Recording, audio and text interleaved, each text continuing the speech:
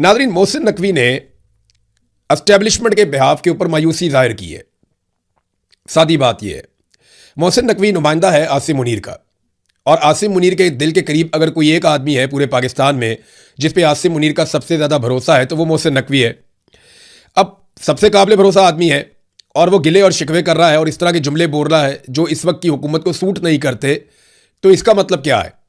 ये मतलब समझने से पहले ये 6-7 नुक्ते जो मोहसिन नकवी ने बोले हैं वो मैं आपके सामने रख देता हूं कि एक्चुअली इस बातचीत में और इसके बाद जो सहाफ़ियों के साथ बातचीत हुई उसमें बेसिकली मोहसिन नकवी ने कहा क्या, लुबे लुबाब क्या है। एक पॉइंट ये है कि सिस्टम यानी निज़ाम ये कोलैप्स हो गया है, यानी निज़ाम तबाह हो गया है, उसमें कुछ नहीं बचा और इसे रीसेट करना होगा, यानी दोबारा से पूरे निज़ाम को बनाना पड़ेगा, वरना ये मुल्क इसी हालत में रहेगा, ये ठीक नहीं हो सकता। आसिम मुनीर के करीबी साथी ने ये मान लिया या आसिम मुनीर ने ये मान लिया कि सिस्टम कोलैप्स हो गया है, अब इसमें कुछ बाकी नहीं रहा, ये निज़ाम अब नहीं चल सकता।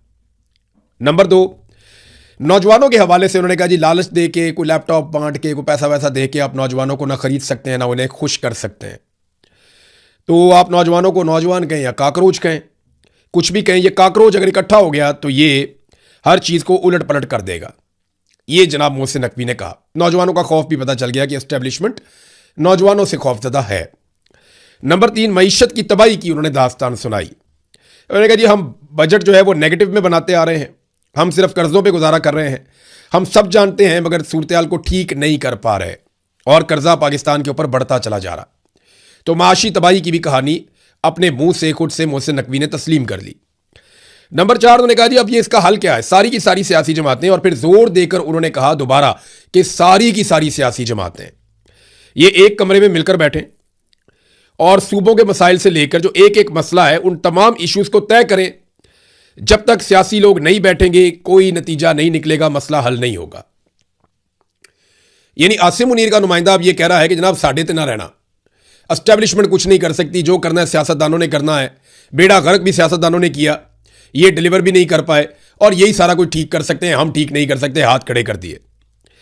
फिर उन्होंने एक और पॉइंट जो बोला वो ये कहा कि ये जो कुछ भी अभी किया जा रहा है, जो शहबाज शरीफ या आसिम मुनीर मिलकर कर रहे हैं, ये फायर फाइटिंग है, इसका कोई फायदा नहीं है, इसमें कोई गवर्नेंस के मामला नहीं है, इससे पाकिस्तान आगे नहीं बढ़ेगा, ये सिर्फ आप फायर फाइटिंग कर रहे हैं, इसका कोई 12 घंटे छोड़ के 14 घंटे छोड़ के 18 घंटे भी काम कर दें तो कोई फर्क नहीं पड़ेगा। फिर एक और नुकता उन्होंने ये बयान किया कि ये वाला निज़ाम जो इस वक्त चल रहा है ये अगले 10 साल तक डिलीवर नहीं कर पाएगा। ये बात मैं आपको कितने सालों से कह रहा हूं, जब से इलेक्शन हुआ मैं तब से कह रहा हूं कि ये सिस्टम नहीं चलना।